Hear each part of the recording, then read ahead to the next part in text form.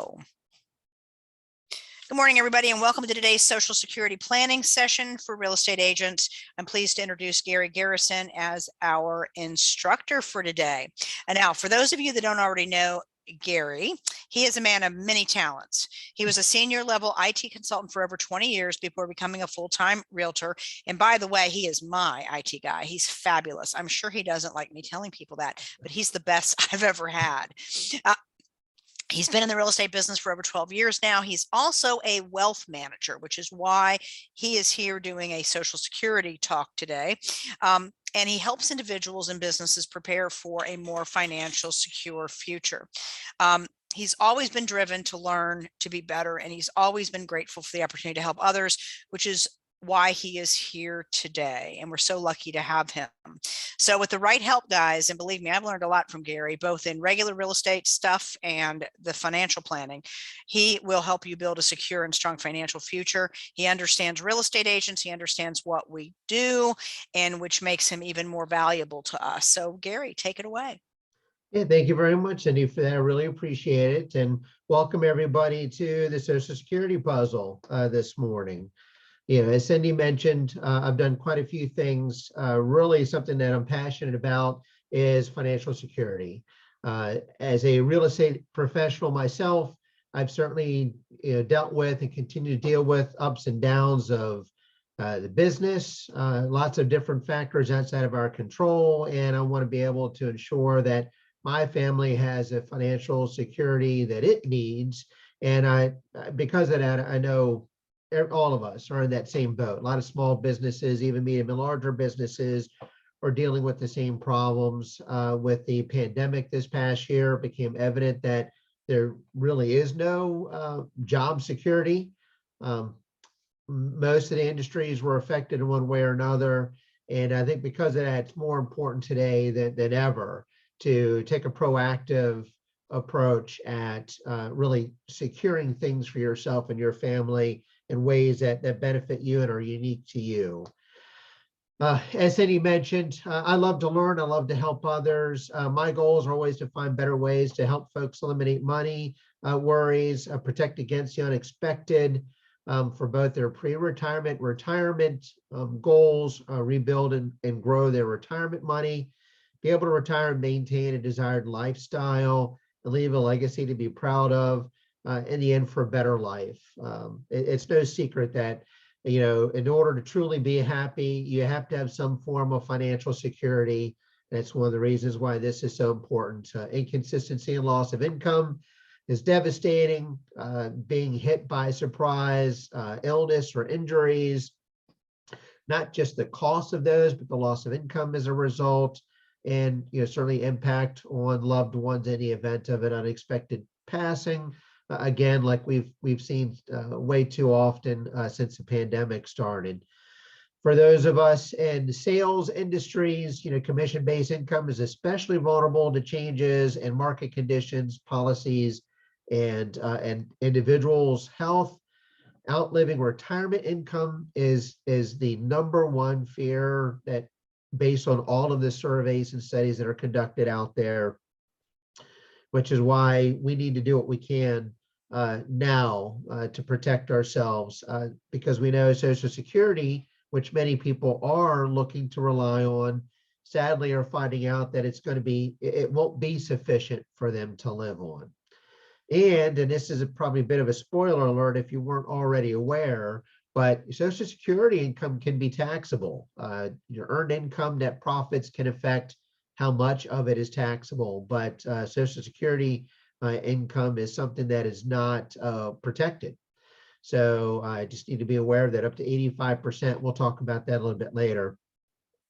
Many folks look at Medicaid as a potential option for them if they run into issues, say long-term care needs.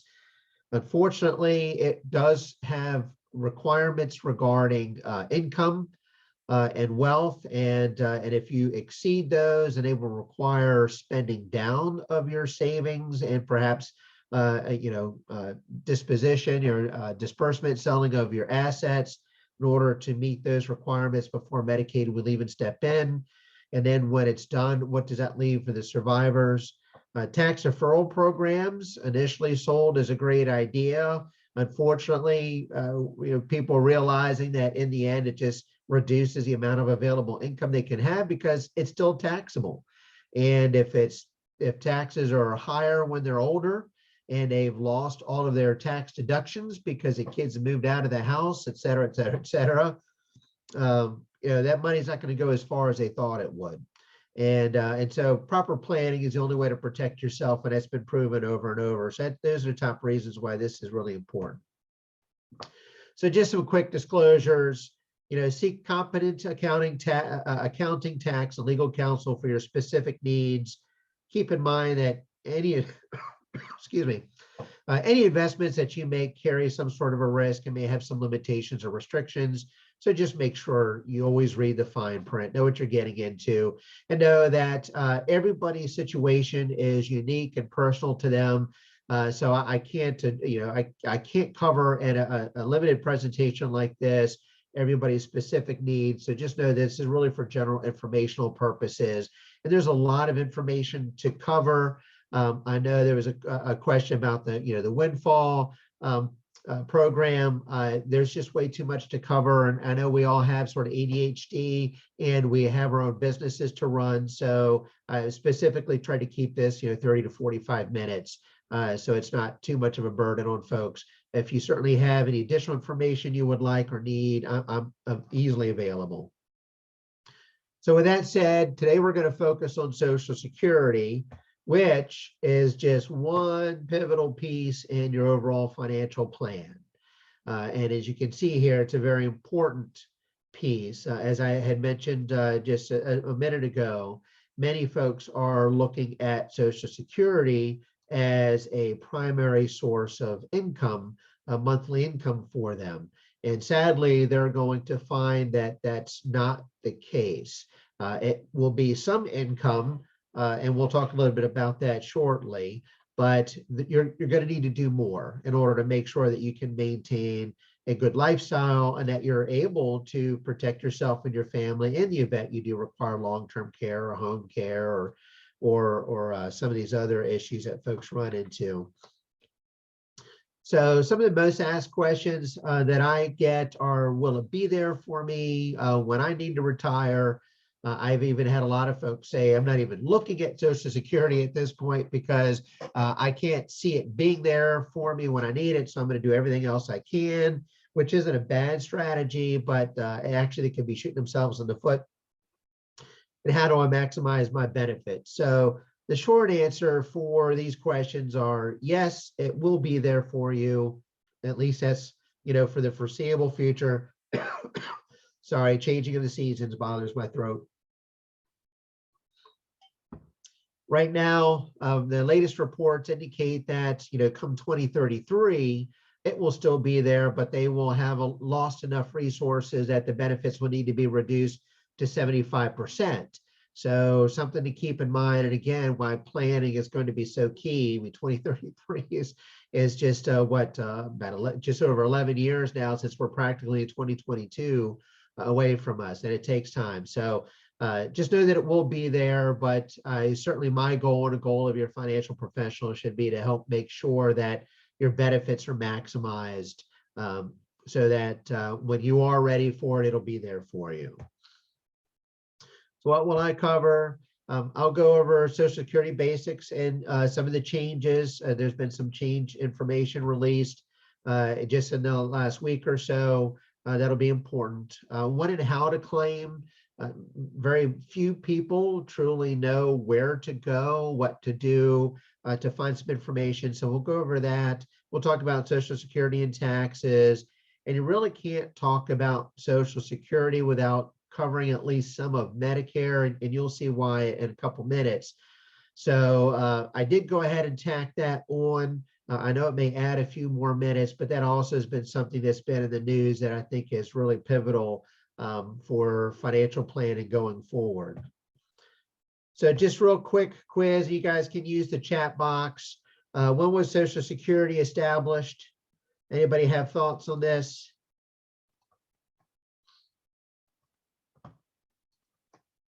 Any guesses at all? Wow, I put you guys to sleep already. That was quick. Yes, 1935. Thank you, Cindy. So yeah, 1935 is when it was established. And what was the first Social Security check sent out? Any thoughts on that?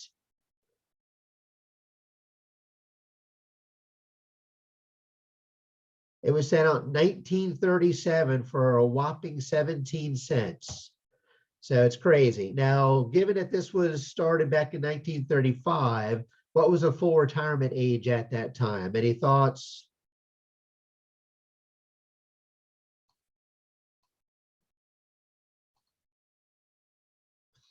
So good guess, 55. Believe it or not, the full retirement age at that time was established to be 65. And now it's since changed, and we'll go over that in a minute. But yeah, it started out at 65. But an interesting tidbit here is, the life expectancy at the time. Any thoughts as to how long folks on average were living when this retirement age was established?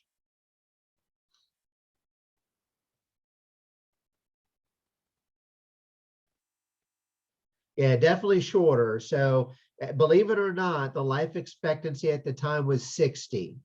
So back in 1935, when they established Social Security with a full retirement age of 65, the average life expectancy was only 60 years old. So essentially, they put together a program that they really felt few, if any, people were going to be utilizing at all. So kind of interesting, because this really plays into some of the challenges the program is seeing today. I think a lot of the challenges it's seeing today is mismanagement, but it still speaks to some of the issues that we're running in today now that folks are living longer than 65 on average. So what are some of the changes to Social Security over time? So back in 1965, this is why I added Medicare, at the end of the presentation here, that they added Medicare as part of the Social Security program.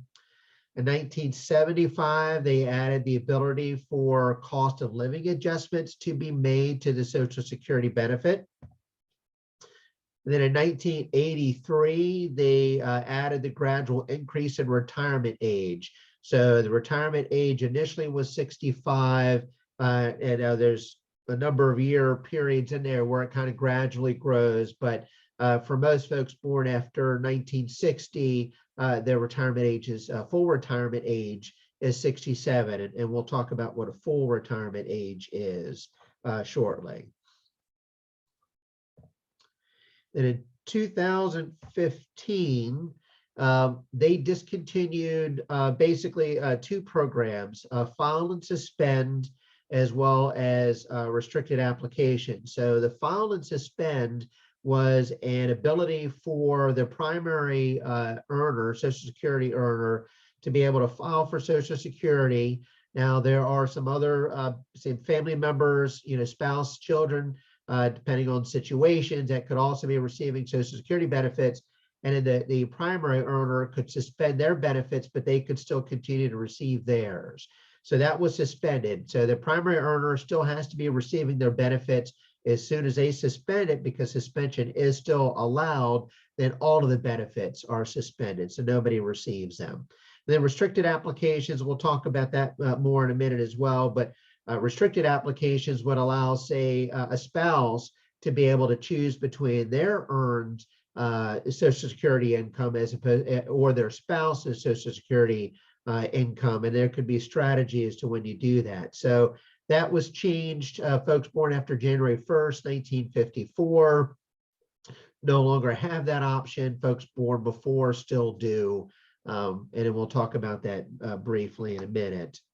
And then COLA adjustments and increase in maximum benefits were added back in 2018. So I know one of the big things that has been in the news recently, that chances are you've probably seen, is that there's going to be a cost of living adjustment made for 2022 that's up 5.9%. So it's a pretty sizable increase, dollar amount wise. It's going to be the biggest increase that they've seen, just not percentage wise. And that's important because Social Security benefactors, recipients, could really use the money based, especially based on what we've been seeing just this year alone. Unfortunately, it may not be enough, and you'll see that there's some other costs that will work against that. So the fact it's there is huge. There will be some net gain from it, but certainly we're still concerned about increasing inflation, as well as some of these other costs that are headed to it. And we'll talk about that in a few minutes as well. So what's true today? So I added this slide just real quick right before we started, because I realized it wasn't in there, and a lot of folks aren't really sure what the potential types of benefits are that exist, or who could receive benefits. So first and foremost is your earned. And Social Security, they've got, depending on your age, when you receive it, you're typically looking at either a limited amount of benefits or full benefits. But to receive full benefits, are looking for 10 years of full employment, exceeding their income numbers that they've established. That's going to be your typical Social Security recipient. Now, there's also spousal recipients, as well as ex-spouses, can qualify to receive Social Security based on a spouse's Social Security benefit. Also to widow or widower, so survivor benefits, essentially. Caregiver, so someone taking care of children under the age of 16 may receive benefits for, in that case, it'd be another survivor, typically, or a child type of benefit. So there are different categories that may or may not apply to your situation, but I just threw that in there real quick because I remember I get that question a lot, and I'm not sure why that slide wasn't already in here. So I talked about restricted filing rights. So just real quick, we'll talk about that. So if you're born before January 2nd, 1954, you still have the option to file for restricted filing rights if you have both earned and spousal benefits. Okay, and then so you can file for, say your spouse's benefits are higher or lower. Depends on what you want to do. One strategy would be to go ahead and start accepting the spouse's benefits that are the lowest, and allow the one that's the highest to continue to grow to maximize up to age 70. So lots of different strategies that you can employ, but it allows you to say, go ahead and file for a spousal benefit initially, and then when you're ready, go ahead and switch to your benefit down the road. So that still exists. Your spouse, however, must be collecting. They cannot have their benefit in suspension status. As I mentioned, that file and suspend has been removed. And of course, they have to meet the January 2nd, 1954 age test. Now, this is just for those folks that are your traditional retirees. It does not affect survivor benefits. It's a whole other category. If you're were born on or after January 2nd, then you're subject to the new rules, as I mentioned earlier. So you don't have any option to file restricted applications. All filings are what they refer to as deemed filings, which means when you file, it is deemed that you are looking for the highest benefit. So that's what that means. You can still suspend, as I mentioned, but if you suspend, all benefits are suspended. So if there's any other support that was attached to your Social Security benefit being received, then they will be suspended as well. If you collect, then all the benefits are going to be paid. And again, this just does not affect survivor benefits. Now, there are certainly folks that could be born both before and after the January 1 and January 2nd deadlines. This is certainly a very interesting group. It really depends on the age difference, where they are within their retirement age bracket, who has a higher benefit. As I mentioned earlier, can be part of the decision-making process as well.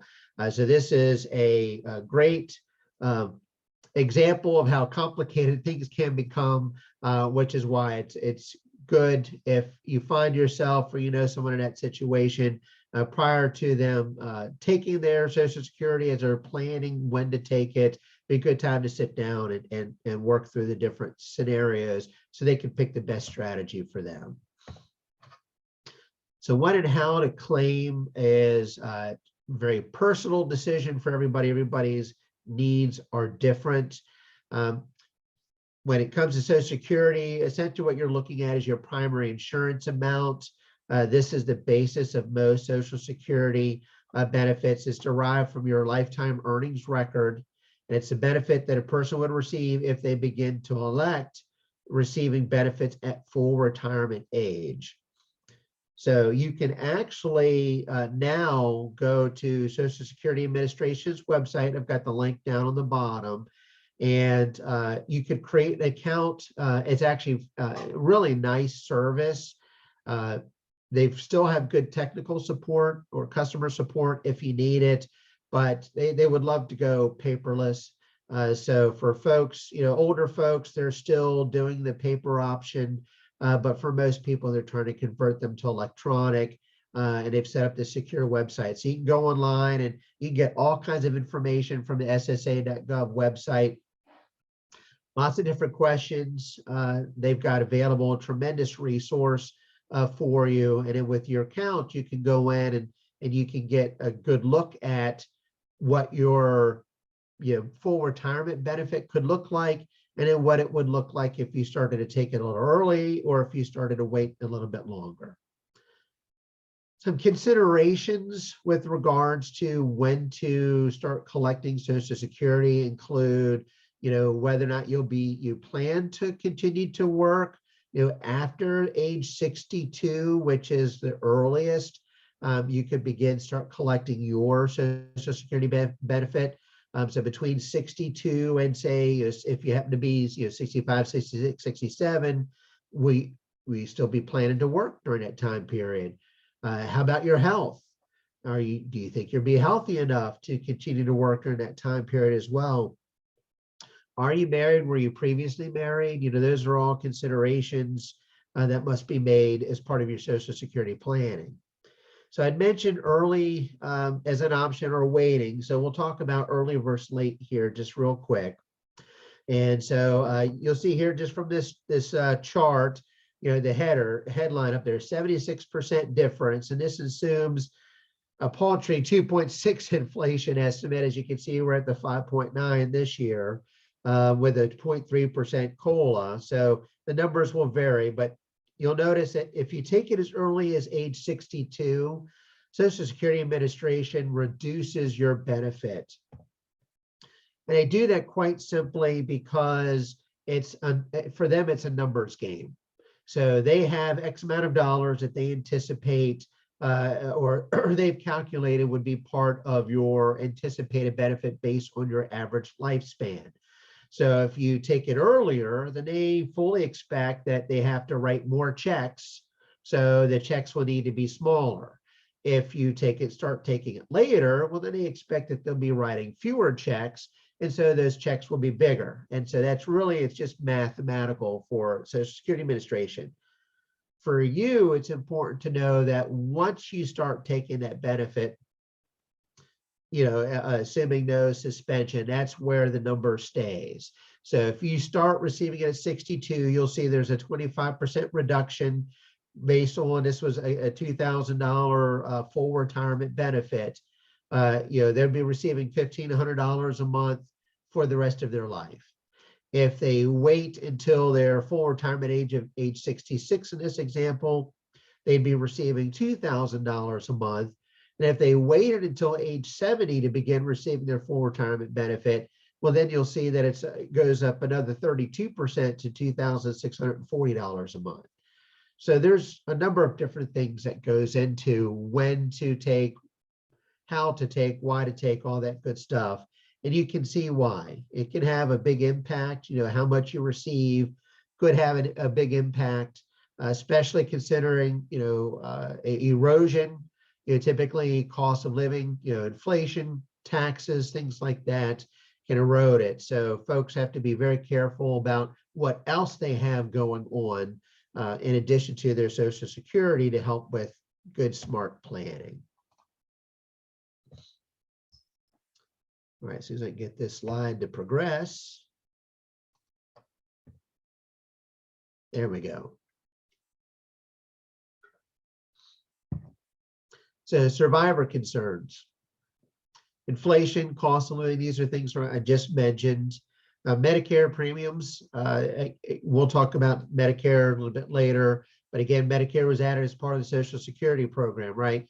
So they're looking for any type of help with their health care, prescriptions, things like that. Rising costs of Medicare is going to be a factor, right? So that monthly income then becomes a bigger issue. And the income tax bracket, I mean, we're finding now that, you know, or we're fully anticipating that taxes are going to go up. And if they're not going to go up, you know, then, you know, inflation is going to rise, because if you, no matter if you tax the folks at the top, they're going to penalize those of us on the bottom, right? So some way or form, that money, we're going to pay for that money. I wouldn't let anybody fool you into thinking otherwise. So these are all factors that survivors have with respect to their Social Security benefits. So why does this all matter? So as I mentioned earlier, Social Security really runs the numbers based on life expectancy. So here's currently what they're anticipating or using as part of their life expectancy model. So for those folks age 66 today, their life expectancy, average life expectancy for males is just 83 years of age, and females is 86. Now that's an average. These are how they arrive at their numbers.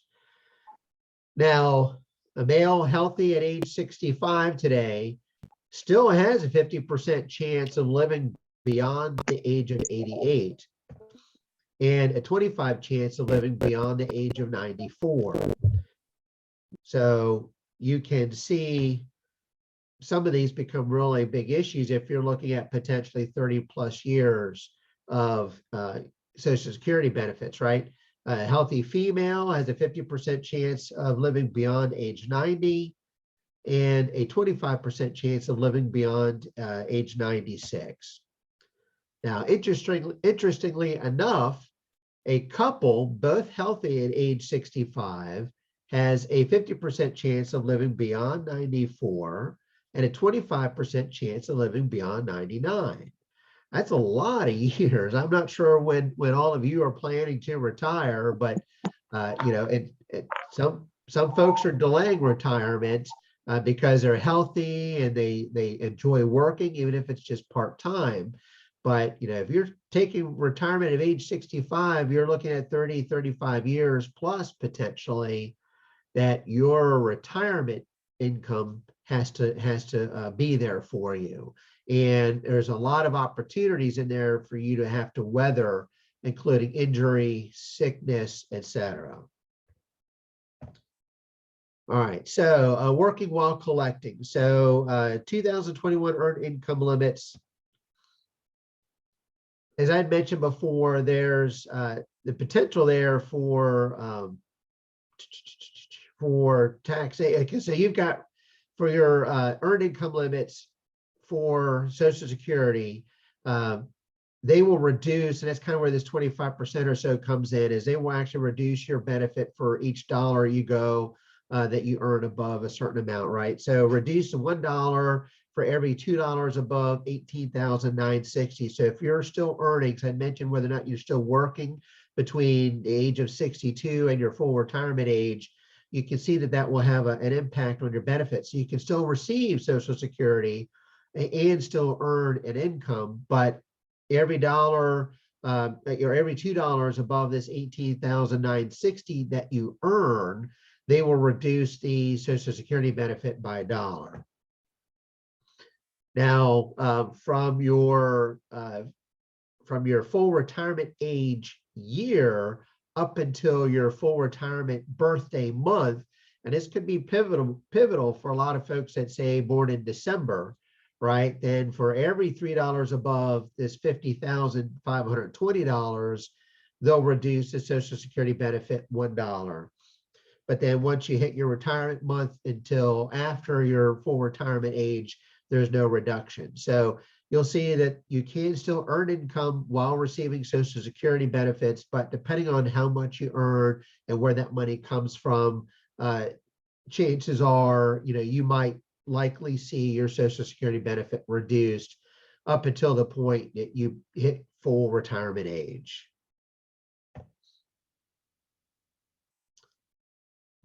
All right, so spousal benefit. So the spousal benefit is based on 50% of the other spouse's primary insurance amount. So the spouse or ex-spouse are entitled to benefits if the spouse is entitled to, they've filed for it. You're not entitled to file for a higher benefit. You file a restricted application for spousal benefits. It's if you're able to, you're at least age 62. And of course, if you are age 62, you'll see that the benefits are discounted for early claiming. So a couple of things just to keep in mind there. And as I mentioned before, ex-spouses also have a benefit, same as the spousal benefit, but there's some criteria. The marriage must have lasted at least 10 years, and you have to be divorced at least 2 years before you file for the claim. And you cannot be married in order to receive that benefit. And I love these little old-timey graphics. That just lets you know there that marriage ended poorly. All right, so the Bipartisan Budget Act of 2015. Okay, so if you're divorced, if you and your ex are born on or before January 1st, 1954, as I mentioned earlier, the restricted application is still available. If you and your ex are born on or after January 2nd, then the restricted application for the spousal benefit is no longer available. And that's because of the Bipartisan Budget Act of 2015. So survivor benefits. So if your unmarried children under the age of 18 could be eligible. Your widow or widower can receive your benefits if they are custodial parent of children under 16, spouse or survivor benefits as early as age 60. So they can actually, that's a separate item. So they can either begin receiving spousal benefits as early as age 60. If their spouse has passed away, it could be any age if they're the custodial parent of a child under the age of 16. Or someone with a disability.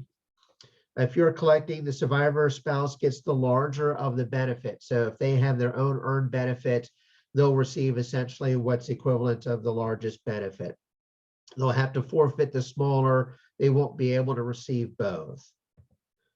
And the way Social Security will work that out is oftentimes they will give, really their method will be to give you your earned benefit, but then to supplement it with some of the spouse's benefit to equal essentially the greater of the two benefits that would have been available to you. So Social Security and taxes. I had mentioned earlier as a potential spoiler, if you weren't already aware, some of your Social Security could be taxable. And so here's a great chart that helps illustrate this. And it really is based on provisional income. Which is adjusted gross income, including any tax-exempt interest, plus 50% of your Social Security benefits. So depending on how much Social Security benefit you are receiving, you may already be in danger of being in that taxable category. And so here, and I know of folks that have done very well for themselves and are, say, receiving $4,000 a month on their, for Social Security, which, in the end, 50% of that is $24,000. Well, you can see if you're single, filing, your taxes, you only have up to $25,000 before all of a sudden your benefits start being taxed. So between, so single under 25,000, there's nothing taxed. Between 25,000 and 34,000, then up to 50% of your benefit can be taxed. And so that's on top of whatever your provisional income, whatever your income is. That could potentially push you into a different tax bracket. And the same with over 34,000. So the amount over 34,000, up to 85% of that could be taxable. Married filing jointly, the numbers are a little bit better. Under 32,000, you have up to 32,000 before anything is taxed. Between 32 and 44,000, up to 50% is taxable, and then over 44,000, there's up to 85% that's taxable. Now, something to keep in mind, oftentimes we'll look at different strategies for protecting folks from higher taxation down the road. That could be something where we do some conversions from their 401ks or IRAs into, say, a Roth program. I just know those are taxable events. So again, this is where proper planning comes into play. You would want to make sure that whatever you do it early enough and you do it at the right time and the right amount, so you don't put yourself into higher tax brackets and do further harm. So as I mentioned, provisional income is calculated by adding your adjusted gross income, taking any tax-free interest that you're receiving from investments, plus 50% of your Social Security. Now, this excludes Roth accounts and life insurance, and that's important because a lot of folks don't look at life insurance as an investment vehicle. However, you'll see here that it certainly is a great investment vehicle because it's one where it is not counted towards your provisional income. Now, we've largely been speaking about federal taxes. What you may not realize is that there are states out there that also tax Social Security benefits. Luckily, we're not in one of them. So none of us in the DC metro area will receive taxes. Okay, yeah. So so luckily, Virginia, Maryland, DC, none of these areas currently tax Social Security benefits, which is great. So right now, for those of us in our areas, we're focused on reducing and eliminating as best as possible federal tax obligations. Okay, as I mentioned earlier, you can't really speak to Social Security without at least covering a little bit about Medicare, especially this time of year. I'm sure you've noticed, and I certainly have, the large number of advertisements that are on television nowadays pushing folks to sign up and call now for Medicare, for the Medicare programs and Medicare benefits. It's a big enrollment period and there's a huge push for it. So we'll talk a little bit about that here now. So if you're, the reason we have, if your yearly income in 2019 for what you pay in 2021 is because it can take up to a couple of years before the IRS really picks up on the income changes. So for your Medicare premiums, if as an individual for 2021, you earned $88,000 or less, then or as a married, filed a joint tax returns, $176,000 or less, your monthly obligation was $148.50. Now, certainly the more you earn, the higher the monthly obligations are. So you can see that although you are receiving a benefit from your Social Security in the form of a monthly income, you still have expenses for Medicare coverage.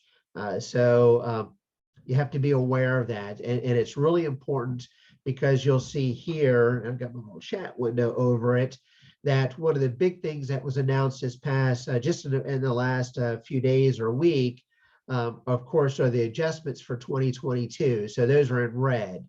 So 88,000 now becomes 91,000, 176 now becomes 182, and that 148.50 now becomes $170.10. So beginning January, Medicare premiums will cost recipients $170.10. So although it's great to see that 5.9% cost of living adjustment go into the amount of the Social Security benefit folks will be receiving, it's a little bit frustrating to see too that it's going to cost almost an extra $22 a month on their Medicare Plan B coverage.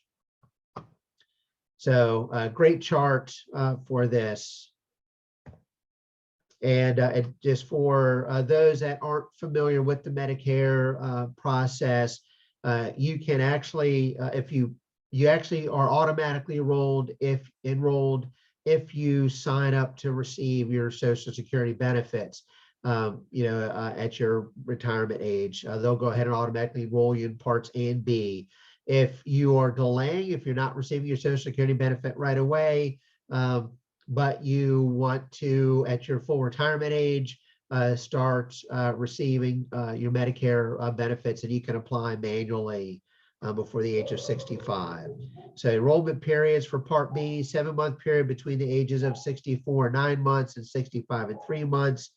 There is a general enrollment period, which is January 1st through March 31st of each year.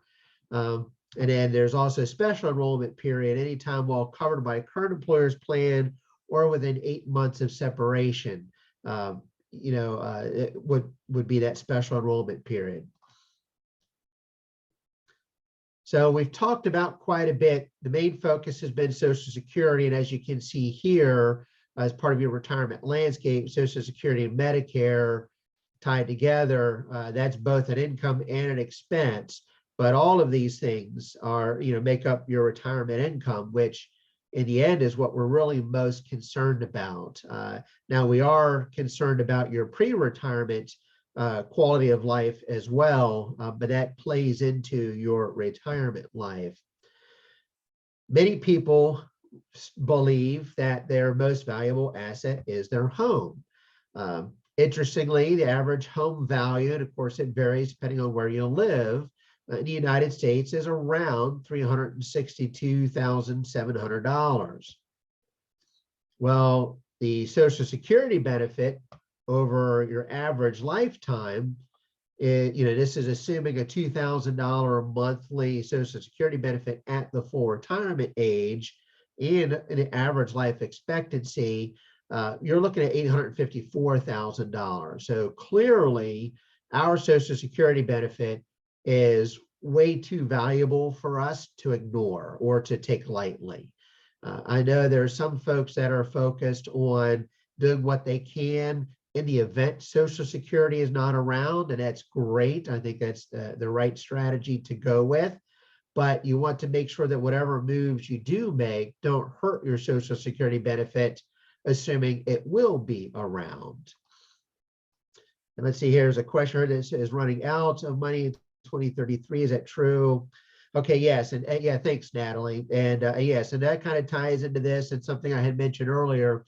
So 2033 is, they are anticipating, if there are no changes between now and then, for the Social Security benefit to certainly be seriously low on funds. I mentioned earlier, mismanagement is one of the main reasons why Social Security is struggling today. And that's because rather than that money being left alone to grow, unfortunately, that money as it comes in is being spent. And that's where I think our government's doing a terrible, terrible job. That money was meant to be for retirees. And so the issue they're running into is because that money is not sitting and growing anywhere in any large quantity. It's basically, as it comes in one hand, it's being handed over to the other hand and going back out the door to somebody else. The issue they're running into is that fewer and fewer people are paying into Social Security. And folks are living longer. Back in 1935, they were living to age 60. Now on average 83, 86, depending on the gender. So there's more of a drain on the Social Security benefit. So their expectation is that Social Security will still be, it will still exist in 2033, but the number of dollars available will require that the Social Security program reduce the benefit to 75%.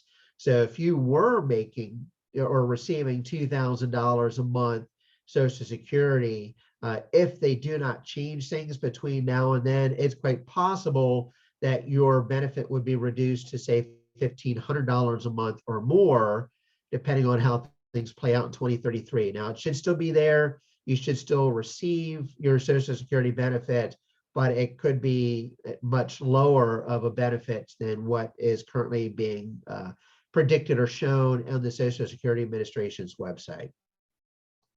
So hopefully that answers your question, and it really hammers home how important not just being focused on Social Security is, but focusing on other areas in the event that Social Security is not going to be here or not going to be here in the capacity that you need it.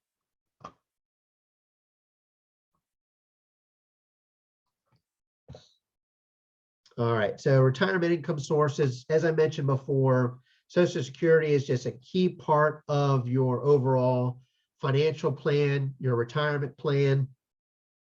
Other potential sources that you would want to or need to look at include 401ks, 403bs, the other type of pension programs out there, rollovers into, say, life insurance or annuities. As I mentioned before, life insurance looks to be that secret sauce out there for not just protecting and preserving gains, but also be kept away from your provisional income calculations and reducing taxes and tax obligations. Some 401k considerations, certainly should you remain in the plan? Should you roll over into a new or different 401k or pension plan? Could you or should you convert within the plan to a Roth if it's permitted? Roll over into an IRA account or traditional Roth account. If you took a lump sum distribution, what's your net unrealized appreciation? Are there small balances available? So there are different things that you can look at from your 401k, and there's lots of different impacts on that 401k as far as growth and on you as far as taxation goes as well, both now and in the future.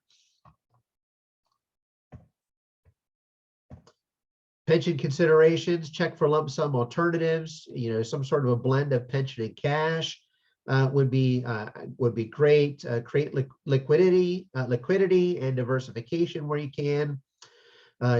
You'll have more control over income taxes.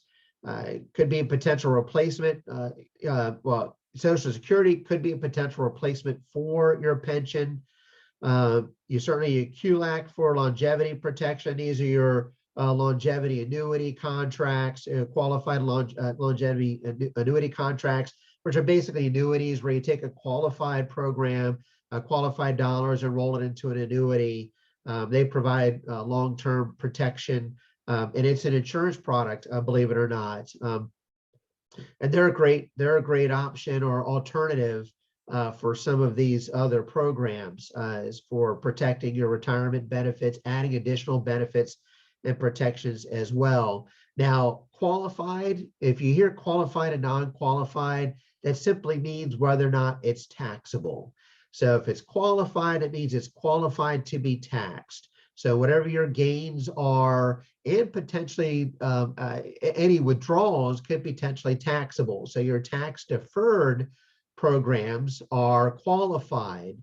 Now, the problem with tax deferred is that the money that goes in, as well as the money earned, is all taxable because you didn't pay taxes on it when you put the money in there. Now, you can have other programs that are, say, non-qualified, where you pay the tax now and you allow it to grow, and it could be still tax deferred, or it could be tax-free, whether or not you're looking at a Roth or some sort of other annuity or like an IUL, Index Universal Life product. So lots of different options out there you'll want to consider. So when it comes to your income, there are a few different things you'll want to look at. Social Security, because it's there and it's for everybody, and many people are looking to count on it for at least some of their financial income in their retirement years, has to be one of the first things that you look at. Make sure it's protected. certainly can investigate whether or not Roth conversions of other investments that you have would be wise to make. And then you certainly would want to put a good plan together, how to make them, when to make them. Should some of the investments that you have out there be protected from market losses? Yes, I would think would be the honest answer for that. And are there income producing options out there as well, that you can incorporate if you're not already incorporating, or maybe improve upon if you're incorporating something that maybe is not really performing the way you need it to, for the future. And your end game should also include strategy for tax efficient withdrawals. And that's important, because in the end, you can protect your Social Security benefit as well as maximize your overall income and make it a lot easier for you to maintain your standard of living, especially long-term quality of life. So that's a lot of information. I tried to keep it short, Cindy, and I think I just got it under an hour. As I mentioned, there's a lot to cover with Social Security and Medicare. How I help folks is, I help them learn and apply. So there's no cost for my service. My goal is to help make sure everybody's got a good, strong, solid financial plan in place, help them identify areas for improvement, set up good plans, timelines, et cetera, for ways that they can improve their pre-retirement and retirement outlooks, and certainly help them implement those strategies and monitor progress and readjust as needed. There are a number of different things that I could certainly make available to folks. Social Security timing report. Certainly, it's going to be based on them. It's very personal. Retirement income plan. It'd be more of your, certainly an overall over-encompassing plan for them. For you to make sure that you have a good, solid direction strategy that will work for you. And course plans need to be adjusted, need to be reviewed periodically, and periodically need to be adjusted just to ensure they're in line with what you need. But hopefully you can see just from what we've covered today, things change on an annual basis, whether it be increases in costs or increases in taxes that affect not just how we live today, but how we could potentially be living in the future. So, finding someone that you trust to work with on a regular basis to help you, develop your plan and keep your plan active is really the best way to go. So contact me today if you're a personal financial plan, something that's going to be easy to understand, for your specific situation, addresses your financial concerns, gives you answers to your important questions, and provides a sound strategy for both now and your future. Thank you very much for attending. Cindy, were there any other questions that I missed? If you're still working during early retirement, like age 63, do you count on gross or net income if someone gets paid as a 1099 employee, 1099? So that's the adjusted gross income that they announce. So the adjusted gross would be the number that you would use for your calculations. And you can talk to your tax advisor or accountant for that information. But yes, if you're between 62 and 65, there was that slide there for earned income limits. You can earn, if you're filing single, I think it was just $18,960 or something along those lines. And of course, there's a higher number if you're married filing joint. But yes, there are income limits between 62 and 65. Once you go above that threshold, then they can reduce your Social Security benefit. Okay, now Gary, tell them where this is going to be if they want to watch this again. Yeah, so if you want to watch this again, actually, Cindy's got what are you calling it, Cindy? I call it a real estate training site because it has real estate 101, it has business building, it has financial training in it. There's this kind of thing is on the free level. You cannot upgrade to premium and that would be business building components, unless you were already in there. So if you do want to see this again, or any of other Gary's other financial trainings, you need to go to cindybishopworldwide.com to upcoming events, and a banner will pop up at the top. Just click on it and it will take you through registration. Yeah, it's a tremendous membership site, and there's a lot of information available at the free level, and including this, which will be great. If you do want to get in touch with me today, here's my contact information. You can also go to the Contact Us link on my new website. I just finally got my initial release of my new website up and live, so I still need to add to it, but it's got some great content on there as well. Feel free to take a look, but you can use the Contact Us page to reach out to me if you'd like. If you didn't want to send an email or a call, or you can use the Calendly option and schedule an appointment that way as well. Also, too, as we mentioned early on, I do lots of different things. I just like to learn and share, and I tend to learn at a low level or very deep level. And one of those, of course, I'm still a real estate professional. And tomorrow from noon to 2, is a registration still open, Cindy? It is. It's getting tight. Okay, so there may not be much room available left, but from noon to 2 tomorrow, if you need it, I'm teaching the NVAR Contract Essentials class. Yep. So So it gives you love to see broker folks management there. credit, contract credit, or post licensing credit for those agents that are in their first 12 months. All right, guys. So thanks very much. And we will see you next time. Thank you, everybody. Thank you, Cindy. Really appreciate it. No problem.